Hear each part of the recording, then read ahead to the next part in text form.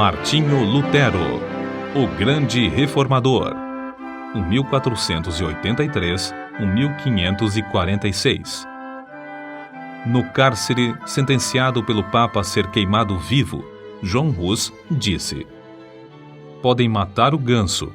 Em alemão, sua língua natal, Hus, é ganso. Mas daqui a 100 anos, Deus suscitará um cisne que não poderão queimar. Enquanto caía a neve e o vento frio uivava como fera em redor da casa, nascia esse cisne em Eisleben, Alemanha. No dia seguinte, o recém-nascido era batizado na igreja de São Pedro e São Paulo. Como era dia de São Martinho, recebeu o nome de Martinho Lutero. 102 anos depois de João Hus expirar na fogueira, o cisne afixou na porta da igreja em Wittenberg as suas 95 teses contra as indulgências, ato que gerou a grande reforma. João Hus enganara-se em apenas 2 anos na sua predição.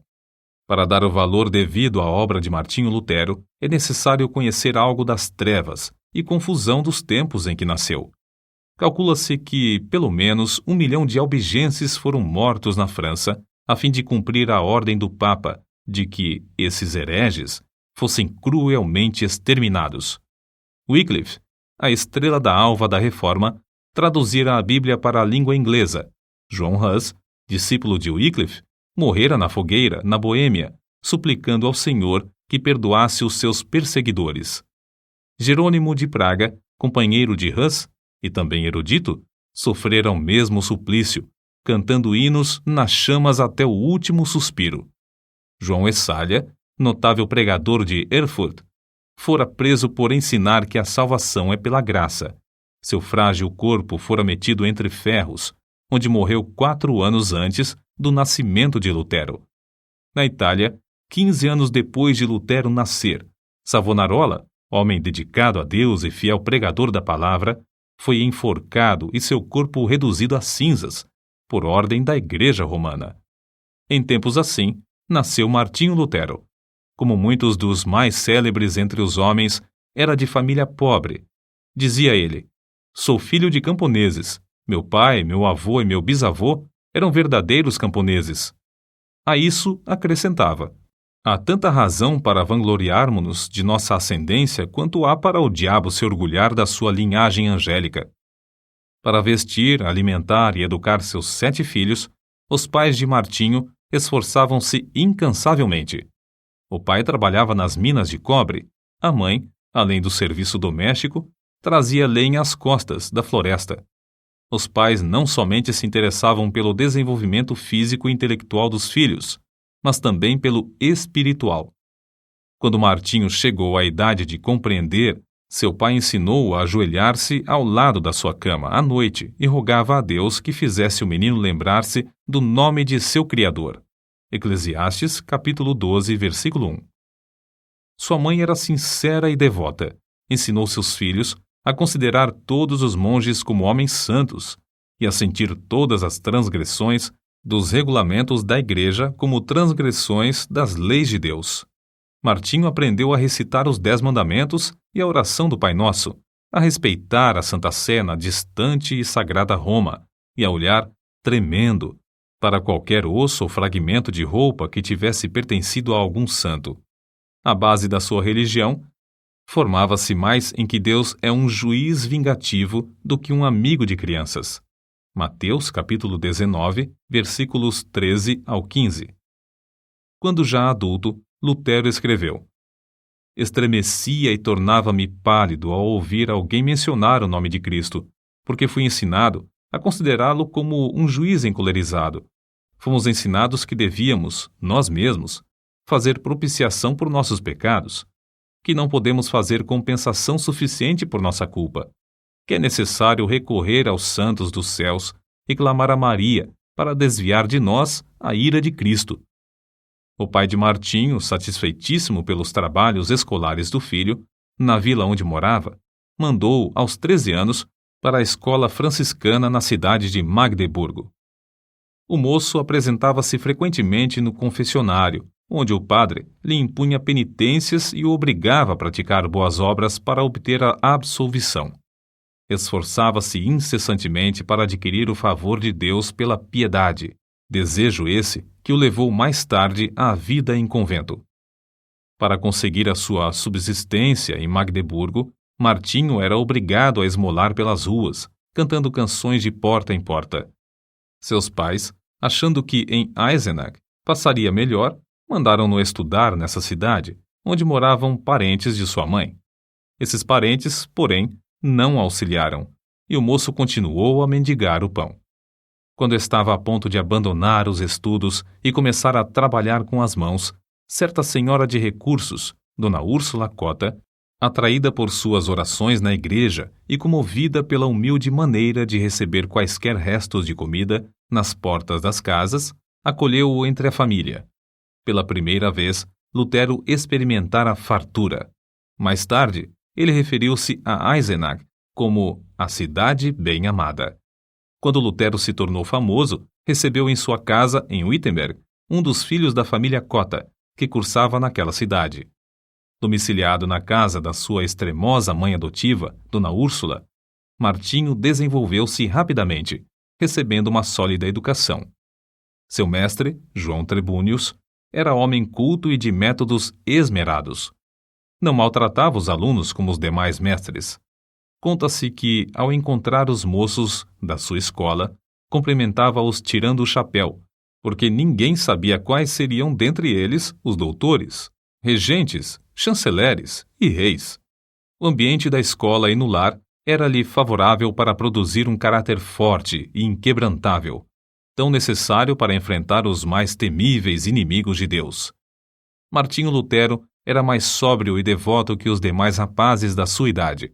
Acerca desse fato, Dona Úrsula, na hora da morte, disse que Deus tinha abençoado seu lar grandemente desde o dia em que Lutero entrara em sua casa. Logo depois, os pais de Martinho alcançaram certa abastança. O pai alugou um forno para fundição de cobre e depois passou a possuir mais 2. Foi eleito vereador na sua cidade e começou a fazer planos para educar seus filhos. Mas Martinho nunca se envergonhou dos dias da sua provação e miséria. Antes, reconhecia que fora a mão de Deus dirigindo-o e qualificando-o para a sua grande obra.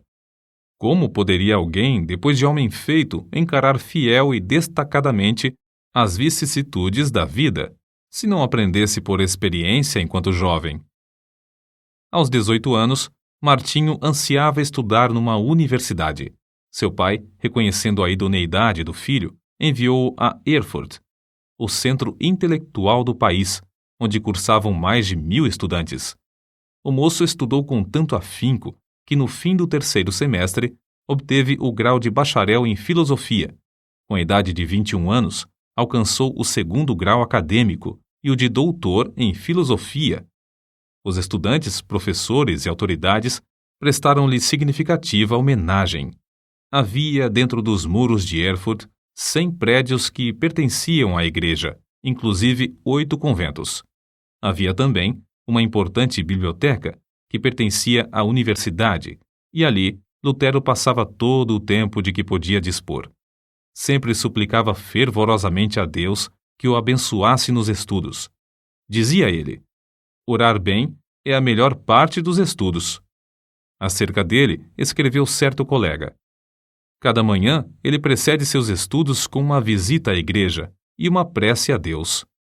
Seu pai, desejoso de que seu filho se formasse em direito e se tornasse célebre, comprou-lhe a caríssima obra Corpus Juris.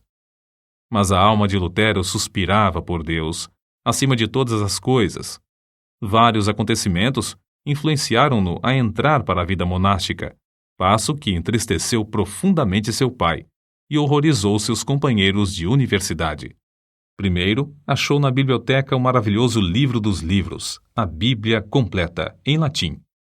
Até aquela ocasião, supunha que as pequenas porções escolhidas pela igreja para serem lidas aos domingos constituíssem o todo da palavra de Deus. Depois de uma longa leitura, exclamou: "Oh, se a providência me desse um livro como este, só para mim!" Continuando a ler as Escrituras, seu coração começou a perceber a luz e a sua alma a sentir ainda mais sede de Deus. A essa altura, quando se bacharelou, os estudos custaram-lhe uma doença que o levou às portas da morte. Assim, a fome pela palavra de Deus ficou ainda mais enraizada no coração de Lutero. Algum tempo depois da sua enfermidade, em viagem para visitar a família, sofreu um golpe de espada e 2 vezes quase morreu antes que um cirurgião pudesse tratar-lhe a ferida. Para Lutero, a salvação da sua alma ultrapassava qualquer outro anelo. Certo dia, um de seus íntimos amigos da universidade foi assassinado. Ah! Exclamou Lutero, horrorizado. O que seria de mim se eu tivesse sido chamado desta para outra vida tão inopinadamente? Mas, de todos esses acontecimentos, o que mais o abalou em espírito foi o que experimentou durante uma terrível tempestade quando voltava de visitar seus pais. Não havia abrigo próximo. Os céus estavam em brasa. Os raios rasgavam as nuvens a cada instante. De repente, um raio caiu ao seu lado. Lutero, tomado de grande susto e sentindo-se perto do inferno, prostrou-se gritando: Santana, salva-me, e tornar-me-ei monge. Lutero chamava esse incidente a minha estrada, caminho de Damasco, e não tardou em cumprir a sua promessa feita a Santana. Convidou então os seus colegas para cearem com ele.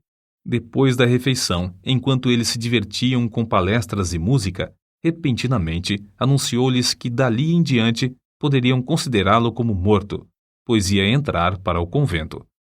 Debalde os seus companheiros procuraram dissuadi-lo do seu plano. Na escuridão daquela mesma noite, o moço, antes de completar 22 anos, dirigiu-se ao convento dos agostinianos e bateu. A porta abriu-se e Lutero entrou. O professor admirado e festejado, a glória da universidade, aquele que passara os dias e as noites curvado sobre os livros, tornara-se irmão agostiniano. O mosteiro dos agostinianos era o melhor dos claustros de Erfurt. Seus monges eram os pregadores da cidade, estimados por suas obras entre os pobres e oprimidos. Nunca houve naquele convento um monge mais submisso, mais devoto, mais piedoso do que Martinho Lutero. Submetia-se aos serviços mais humildes, como de porteiro, coveiro, varredor da igreja e das celas dos monges. Não recusava mendigar o pão cotidiano para o convento nas ruas de Erfurt. Durante o ano de noviciado, antes de Lutero ser feito monge, seus amigos fizeram tudo para dissuadi-lo de confirmar esse passo. Os companheiros, os quais convidara para a ceia e anunciara a intenção de ser monge, ficaram no portão do convento 2 dias, esperando que ele voltasse. Seu pai, vendo que seus rogos eram inúteis e que todos os seus anelantes planos acerca do filho iam fracassar, quase enlouqueceu. Assim se justificou Lutero. Fiz a promessa a Santana para salvar a minha alma. Entrei para o convento e aceitei esse estado espiritual somente para servir a Deus e ser-lhe agradável durante a eternidade. Quão grande, porém, era a sua ilusão, depois de procurar crucificar a carne pelos jejuns prolongados, pelas privações mais severas e com vigílias sem conta, achou que, embora encarcerado na sua cela, tinha ainda de lutar contra os maus pensamentos. Sua alma clamava: dá-me santidade ou morro por toda a eternidade. Leva-me ao rio de água pura, e não a estes mananciais de águas poluídas.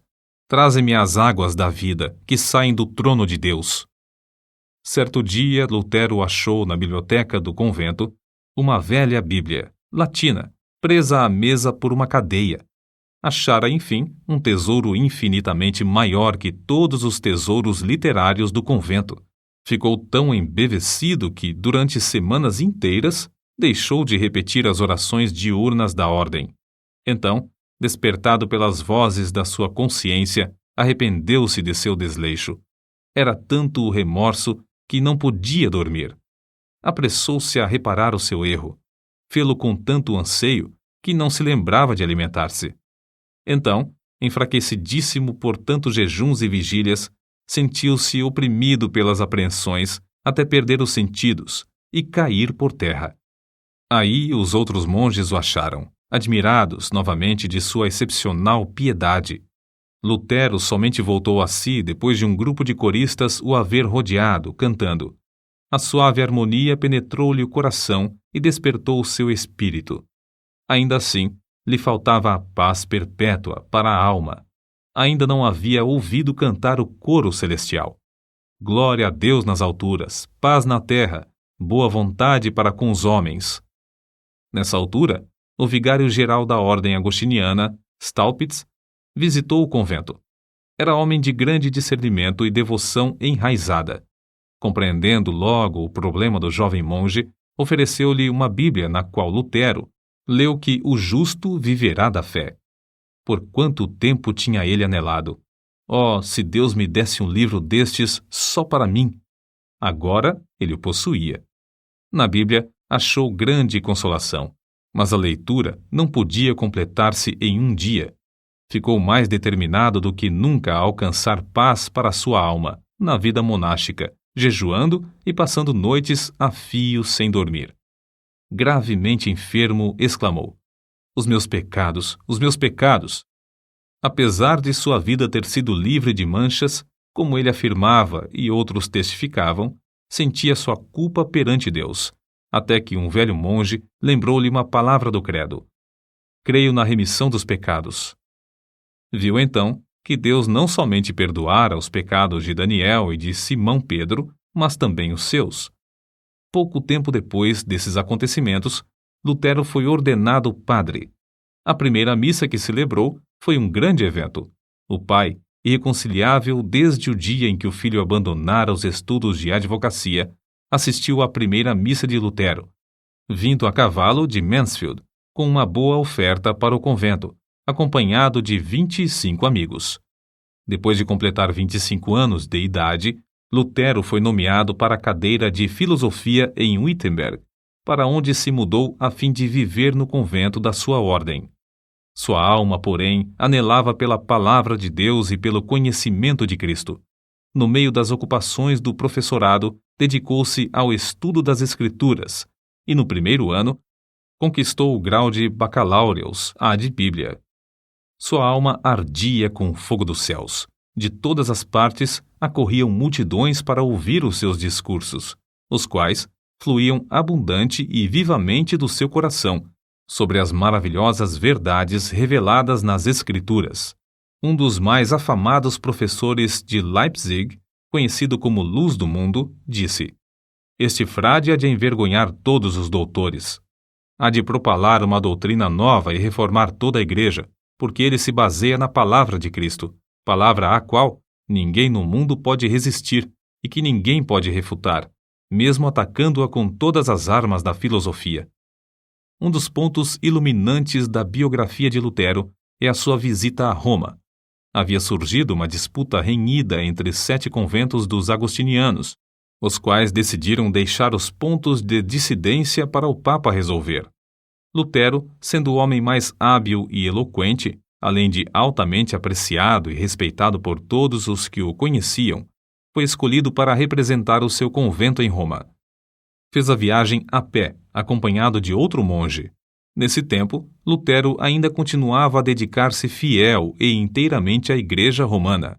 Quando, por fim, chegaram ao ponto da estrada onde se avistava a famosa cidade, Lutero caiu em terra e exclamou: saúdo-te, santa cidade! Os 2 monges passaram um mês em Roma, visitando os vários santuários e os lugares de peregrinação. Lutero celebrou missa 10 vezes. Lastimou, ao mesmo tempo, que seus pais ainda não tivessem morrido a fim de poder resgatá-los do purgatório. Um dia, subindo a santa escada de joelhos, desejando a indulgência que o chefe da igreja prometia por esse ato, ressoaram nos seus ouvidos, como voz de trovão, as palavras de Deus: o justo viverá da fé. Lutero ergueu-se e saiu envergonhado. Depois da corrupção generalizada que viu em Roma, sua alma aderiu à Bíblia mais que nunca. Ao chegar novamente ao seu convento, o vigário-geral insistiu em que desse os passos necessários para obter o título de doutor, com o qual teria o direito de pregar. Lutero, porém, reconhecendo a grande responsabilidade perante Deus e não querendo ceder, disse: Não é de pouca importância que o homem fale em lugar de Deus. Ah, senhor doutor, fazendo isso, me tirais a vida, não resistirei mais que 3 meses. O vigário-geral respondeu-lhe: seja assim, em nome de Deus, pois o Senhor Deus também necessita nos céus de homens dedicados e hábeis.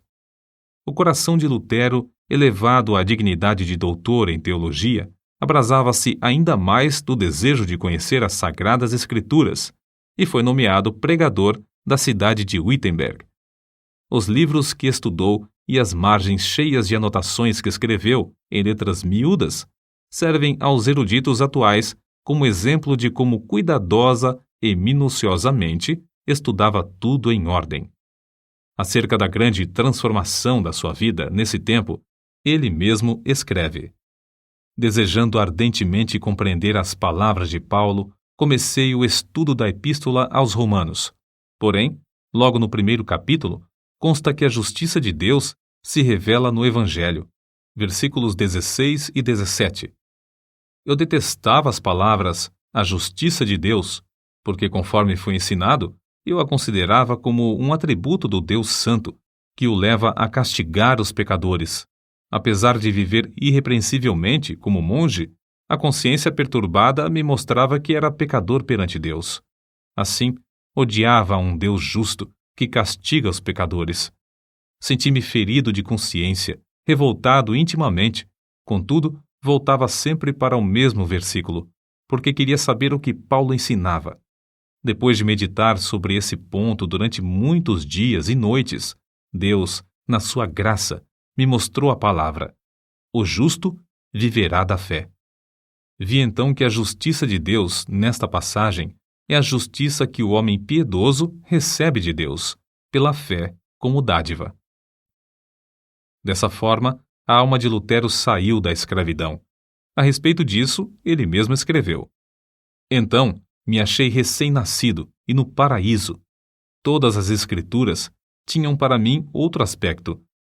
Perscrutava-as para ver tudo quanto ensinam sobre a justiça de Deus.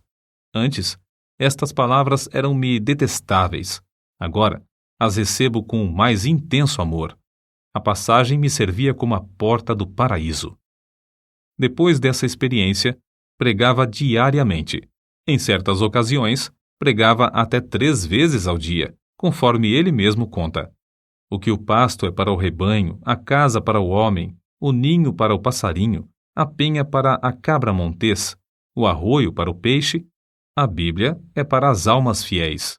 A luz do Evangelho, por fim, tomara o lugar das trevas, e a alma de Lutero abrasava por conduzir os seus ouvintes ao Cordeiro de Deus, que tira todo o pecado.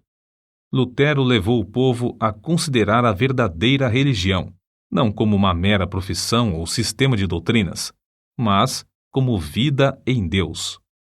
A oração não era mais um exercício sem sentido, mas o contato do coração com Deus, que cuida de nós com amor indizível. Nos seus sermões, Deus revelou o seu próprio coração a milhares de ouvintes por meio do coração de Lutero. Convidado a pregar durante uma convenção dos agostinianos, não deu uma mensagem doutrinal de sabedoria humana, como se esperava, mas fez um discurso ardente contra a língua maldizente dos monges.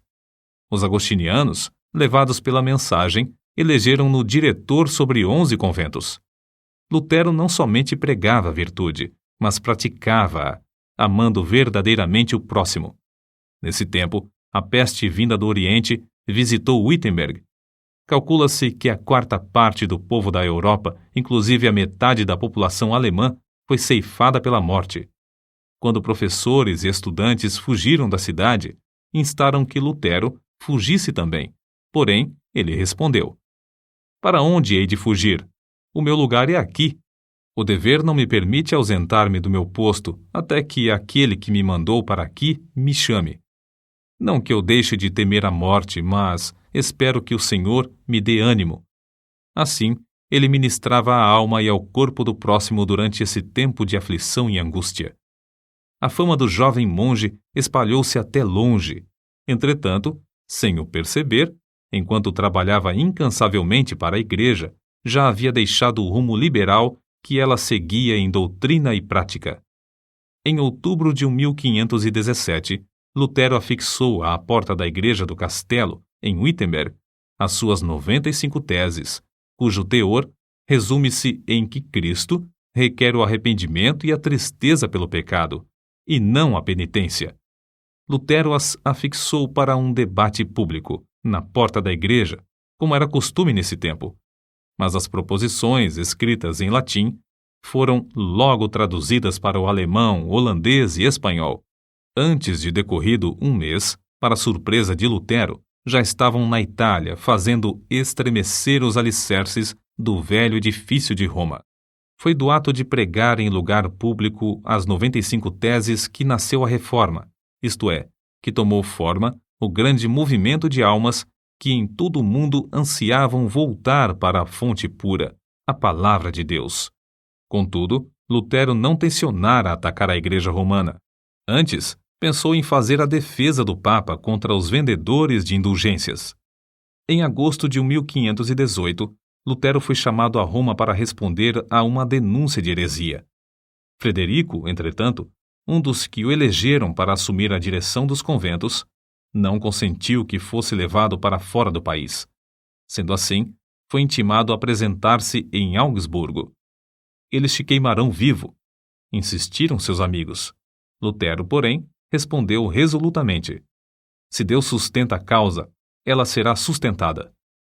A ordem do núncio do Papa em Augsburgo foi: retrata-se ou não voltará daqui. Contudo, Lutero conseguiu fugir passando por uma pequena cancela no muro da cidade, na escuridão da noite. Ao chegar de novo em Wittenberg, um ano depois de afixar as teses, era o homem mais popular em toda a Alemanha. Não havia jornais nesse tempo, mas fluíam da pena de Lutero respostas a todos os seus críticos, as quais eram publicadas em folhetos. O que escreveu dessa forma, hoje seriam 100 volumes. O célebre Erasmo, da Holanda, assim escreveu a Lutero: seus livros estão despertando todo o país. Os mais eminentes da Inglaterra gostam de seus escritos. Quando a bula de excomunhão enviada pelo Papa chegou em Wittenberg, Lutero respondeu com um tratado dirigido ao Papa Leão X, exortando-o, no nome do Senhor, a que se arrependesse. A bula do Papa foi queimada fora do muro da cidade de Wittenberg, perante grande ajuntamento do povo. Assim escreveu Lutero ao vigário-geral. No momento de queimar a bula, estava tremendo e orando, mas agora estou satisfeito de ter praticado este ato enérgico. Lutero não esperou até que o Papa o excomungasse, mas deu logo o pulo da Igreja Romana para a Igreja do Deus vivo. Nesse ínterim, o imperador Carlos V, que ia convocar sua primeira dieta, Assembleia Política, na cidade de Worms, queria que Lutero comparecesse para responder pessoalmente aos seus acusadores. Os amigos de Lutero insistiam em que se recusasse a ir. Não fora John Hus entregue a Roma para ser queimado apesar da garantia de vida por parte do imperador? Mas em resposta a todos os que se esforçavam por dissuadi-lo de comparecer perante seus terríveis inimigos, Lutero, fiel à chamada de Deus, respondeu: ainda que haja em Worms tantos demônios quantas sejam as telhas nos telhados, confiando em Deus, eu aí entrarei. Depois de dar ordens acerca do trabalho, no caso de ele não voltar, partiu. Na sua viagem para Worms, o povo afluía em massa para ver o grande homem que teve coragem de desafiar a autoridade do Papa. Em Mora, pregou ao ar livre, porque as igrejas não mais comportavam as multidões que queriam ouvir seus sermões. Ao avistar as torres das igrejas de Worms, levantou-se na carroça em que viajava e cantou o hino de sua autoria, Ein Festberg, Castelo Forte, que se tornaria o mais famoso da Reforma. Ao entrar, por fim, na cidade, estava acompanhado de uma multidão muito maior do que a que fora ao encontro de Carlos V. No dia seguinte, foi levado perante o imperador, ao lado do qual se achavam o delegado do Papa, 6 eleitores do Império, 25 duques, 8 margraves, 30 cardeais e bispos, 7 embaixadores, os deputados de 10 cidades e grande número de príncipes, condes e barões. É fácil imaginar que o reformador era um homem de grande coragem e de físico forte para enfrentar tantas feras que ansiavam despedaçar-lhe o corpo. A verdade é que passara uma grande parte da vida afastado dos homens, e mais ainda, achava-se fraco da viagem durante a qual foi necessário que um médico o atendesse. Entretanto, mostrou-se corajoso, não em sua própria força, mas no poder de Deus. Sabendo que tinha de comparecer perante uma das mais imponentes assembleias de autoridades religiosas e civis de todos os tempos, Lutero passou a noite anterior em vigília. Prostrado com o rosto em terra, lutou com Deus, chorando e suplicando. Um dos seus amigos ouviu-o orar assim: Ó Deus Todo-Poderoso, a carne é fraca, o diabo é forte. Ah, Deus, meu Deus, que perto de mim estejas contra a razão e a sabedoria do mundo. Falo, pois somente tu o podes fazer. Não é a minha causa, mas sim a tua. Que tenho eu com os grandes da terra? É a tua causa, Senhor, a tua justa e eterna causa. Salva-me, ó Deus fiel, somente em ti confio. Ó Deus, meu Deus, vem, estou pronto a dar como um cordeiro a minha vida. O mundo não conseguirá prender a minha consciência, ainda que esteja cheio de demônios. E se o meu corpo tem de ser destruído, a minha alma te pertence e estará contigo eternamente. Conta-se que, no dia seguinte, na ocasião de Lutero transpor a porta para comparecer perante a Dieta, o veterano general Freudsburgo colocou a mão no ombro do reformador e disse-lhe: Pequeno monge, vais a um encontro diferente, que eu ou qualquer outro capitão jamais experimentamos, mesmo nas nossas conquistas mais ensanguentadas. Contudo, se a causa é justa e sabes que o é, avança no nome de Deus, e não temas nada. Deus não te abandonará. O grande general não sabia que Martinho Lutero vencera a batalha em oração e que entrava somente para declarar-lhes que a havia vencido de maiores inimigos. Quando o núncio do Papa exigiu de Lutero, perante a augusta Assembleia, que se retratasse, ele respondeu: Se não me refutardes pelo testemunho das Escrituras ou por argumentos, uma vez que não creio somente nos papas e nos concílios, por ser evidente que já muitas vezes se enganaram e se contradisseram uns aos outros, a minha consciência tem de ficar submissa à palavra de Deus. Não posso retratar-me, nem me retratarei de qualquer coisa, pois não é justo nem seguro agir contra a consciência. Deus me ajude. Amém. De volta ao seu aposento, Lutero levantou as mãos ao céu e exclamou com o rosto todo iluminado: Está cumprido, está cumprido. Se eu tivesse 1000 cabeças, preferiria que todas fossem decepadas antes de me retratar. A cidade de Worms, ao receber as notícias da ousada resposta de Lutero ao núncio do Papa, alvoroçou-se. As palavras do reformador foram publicadas e espalhadas entre o povo, que afluiu para honrá-lo. Apesar de os papistas não conseguirem influenciar o imperador a violar o salvo-conduto, para que pudessem queimar numa fogueira o assim chamado herege, Lutero teve de enfrentar outro grave problema. O edito de excomunhão entraria imediatamente em vigor, e Lutero, por causa dessa penalidade, era considerado criminoso. Ao findar o prazo do seu salvo-conduto, devia ser entregue ao imperador.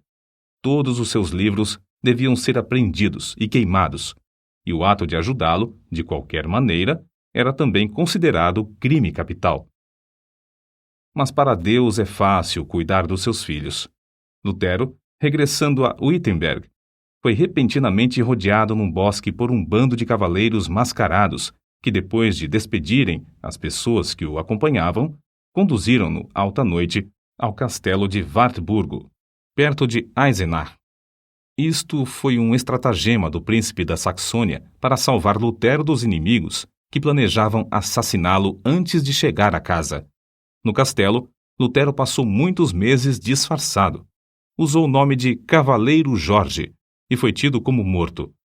Fiéis servos de Deus oravam dia e noite pelo reformador. As palavras do pintor Alberto Dürer exprimem o sentimento do povo. Ó Deus, se Lutero fosse morto, quem agora nos exporia o Evangelho? Contudo, no seu retiro livre dos inimigos, foi-lhe concedida a liberdade de escrever, E o mundo logo soube, pela grande quantidade de literatura produzida, que a obra saía de sua pena e que, de fato, Lutero vivia. O reformador conhecia bem o hebraico e o grego, e em 3 meses tinha vertido todo o Novo Testamento para o alemão. Em poucos meses mais, a obra estava impressa e nas mãos do povo. 100.000 exemplares foram vendidos em 40 anos, além das 52 edições impressas em outras cidades. Era circulação imensa para aquele tempo, mas Lutero não aceitou 1 centavo de direitos.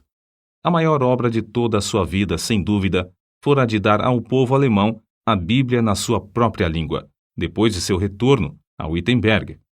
Já existiam outras traduções, mas escritas numa forma de alemão latinizado que o povo não compreendia. A língua alemã, desse tempo, era um agregado de dialetos, mas Lutero, ao traduzir a Bíblia, deu ao povo a língua que serviu depois a homens como Goethe e Schiller, na elaboração de suas próprias obras. O êxito de Lutero em traduzir as Sagradas Escrituras para o uso das mais humildes verifica-se no fato de que, depois de 4 séculos, sua tradução permanece como a principal. Outra coisa que contribuiu para o êxito da tradução de Lutero é que ele era erudito em hebraico e grego e traduziu direto das línguas originais. Contudo, o valor da sua obra não se baseia tão somente em seus indiscutíveis dotes literários. O que lhe conferiu realidade foi que o reformador conhecia a Bíblia, como ninguém podia conhecê-la, sem primeiro sentir a angústia eterna e achar nas Escrituras a verdadeira e profunda consolação. Lutero conhecia intimamente e amava com sinceridade o autor do livro. O resultado foi que o seu coração abrasou-se com o fogo e poder do Espírito Santo. Foi esse o segredo de ele traduzir tudo para o alemão em tão pouco tempo. Como todos sabem, a fortaleza de Lutero e da Reforma foi a Bíblia. Escreveu de Wartburgo para o seu povo em Wittenberg. Jamais em todo o mundo se escreveu um livro mais fácil de compreender do que a Bíblia. Comparada aos outros livros, é como o sol em contraste com todas as demais luzes. Não vos deixeis levar a abandoná-la sob qualquer pretexto da parte deles. Se vos afastardes dela por um momento, tudo estará perdido. Podem levar-vos para onde quer que desejem. Se permanecerdes com as Escrituras, sereis vitoriosos. Depois de abandonar o hábito de monge, Lutero resolveu deixar por completo a vida monástica, casando-se com Catarina von Bora, freira que também saíra do claustro por ver que tal vida é contra a vontade de Deus. O vulto de Lutero sentado ao lume, com a esposa e 6 filhos que amava ternamente, inspira os homens mais que o grande herói ao apresentar-se perante o legado em Augsburgo. Nos cultos domésticos, a família rodeava um harmônio, com o qual louvavam a Deus juntos. O reformador lia o livro que traduzira para o povo, e depois louvavam a Deus e oravam, até sentirem a presença divina entre eles. Havia entre Lutero e sua esposa profundo amor, de um para com o outro. São de Lutero estas palavras: Sou rico. Deus me deu a minha freira e 3 filhos. Não me importo das dívidas. Catarina paga tudo. Catarina von Bora era estimada por todos. Alguns, de fato, censuravam-na porque era demasiado econômica. Mas que teria acontecido a Martinho Lutero e à família se ela tivesse feito como ele? Dizia-se que ele, aproveitando-se da doença dela, cedeu seu prato de comida a certo estudante que estava com fome. Não aceitava um kreuzer, moeda, dos seus alunos e recusava vender seus escritos, deixando todo o lucro para os tipógrafos. Nas suas meditações sobre as Escrituras, muitas vezes se esquecia das refeições. Ao escrever o comentário sobre o Salmo 23, passou 3 dias no quarto comendo somente pão e sal. Quando a esposa chamou um serralheiro e quebraram a fechadura, acharam-no escrevendo, mergulhado em pensamentos e esquecido de tudo em redor. É difícil concebermos a magnitude das coisas que devemos atualmente a Martinho Lutero. O grande passo que deu para que o povo ficasse livre para servir a Deus, como ele mesmo ensina, está além da nossa compreensão. Era grande músico e escreveu alguns dos hinos mais espirituais cantados atualmente. Compilou o primeiro inário e inaugurou o costume de todos os participantes dos cultos cantarem juntos. insistiu em que não somente os do sexo masculino, mas também os do feminino, fossem instruídos, tornando-se, assim, o pai das escolas públicas. Antes dele, o sermão dos cultos era de pouca importância, mas Lutero fez do sermão a parte principal do culto. Ele mesmo serviu de exemplo para acentuar esse costume. Era pregador de grande porte. Considerava-se como sendo nada, mas a mensagem saía-lhe do íntimo do coração, e o povo sentia a presença de Deus. Em Zwickau, pregou a um auditório de 25.000 pessoas na praça pública. Calcula-se que tenha escrito 180 volumes na língua materna e quase um número igual em latim. Apesar de sofrer de várias doenças, sempre se esforçava dizendo: se eu morrer na cama, será uma vergonha para o Papa. Os homens geralmente querem atribuir o grande êxito de Lutero à sua extraordinária inteligência e aos seus destacados dons. O fato é que Lutero também tinha o costume de orar horas a fio. Dizia que se não passasse 2 horas de manhã orando, receava que Satanás ganhasse a vitória sobre ele durante o dia. Certo biógrafo seu escreveu: o tempo que ele passa em oração produz o tempo para tudo o que faz. O tempo que passa com a palavra vivificante enche-lhe o coração até transbordar em sermões, correspondência e ensinamentos. Sua esposa contou que as orações de Lutero eram, às vezes, como os pedidos insistentes do seu filhinho Hanschen, confiando na bondade de seu pai. Outras vezes, eram como a luta de um gigante na angústia do combate. Sawyer, autor da História da Igreja Cristã, volume 3, página 406, atesta: Martinho Lutero profetizava, evangelizava, falava línguas e interpretava, revestido de todos os dons do Espírito. Com 62 anos de vida, pregou seu último sermão sobre a seguinte passagem: ocultaste estas coisas aos sábios instruídos e as revelaste aos pequeninos. No mesmo dia, escreveu para a sua querida Catarina: lança o teu cuidado sobre o Senhor, e ele te susterá. Amém. Essas palavras constam da última carta que escreveu. Vivia sempre esperando que o Papa conseguisse executar a repetida ameaça de queimá-lo vivo. Contudo, não era essa a vontade de Deus. Cristo o chamou enquanto sofria de um ataque do coração em Eisleben, cidade onde nascera. São estas as últimas palavras de Lutero: vou render o espírito. Então, louvou a Deus em alta voz: ó meu Pai Celeste, meu Deus, meu Pai de nosso Senhor Jesus Cristo, em quem creio e a quem preguei e confessei, amei e louvei. Ó meu querido Senhor Jesus Cristo, encomendo-te a minha pobre alma.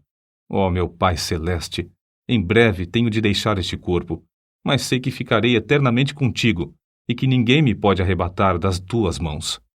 Então, depois de recitar João, capítulo 3, versículo 16, 3 vezes, repetiu as palavras: Pai, em tuas mãos entrego meu espírito, pois tu me resgataste, Deus fiel. Assim, fechou os olhos e adormeceu. Um imenso cortejo de crentes que o amavam ardentemente, com 50 cavaleiros à frente, saiu de Eisleben para Wittenberg. Passando pela porta da cidade onde o reformador queimara a bula de excomunhão, entrou pelas portas da igreja onde, há 29 anos, afixara suas 95 teses. No culto fúnebre, Bugenhagen, o pastor, e Melanchthon, inseparável companheiro de Lutero, discursaram. Depois, abriram a sepultura, preparada ao lado do púlpito, e ali depositaram o corpo. 14 anos depois, o corpo de Melanchthon achou descanso no outro lado do púlpito. Em redor dos dois, jazem os restos mortais de mais de 90 mestres da universidade. As portas da igreja do castelo, destruídas pelo fogo no bombardeio de Wittenberg em 1760, foram substituídas por portas de bronze em 1812, nas quais estão gravadas as 95 teses. Contudo, este homem que perseverou em oração deixou gravadas, não no metal que perece, mas em centenas de milhões de almas imortais, a palavra de Deus, que dará fruto para toda a eternidade. Nota: os albigenses são considerados os heréticos de maior importância dentro da Igreja Católica durante a Idade Média. Devem seu nome à cidade de Albi, na França. O Papa Inocêncio III lançou a Cruzada Albigense, 1209 ao 1229, que reprimiu seus seguidores de forma brutal. Só pequenos grupos sobreviveram e, mesmo assim, logo foram perseguidos pela Inquisição, até fins do século XIV.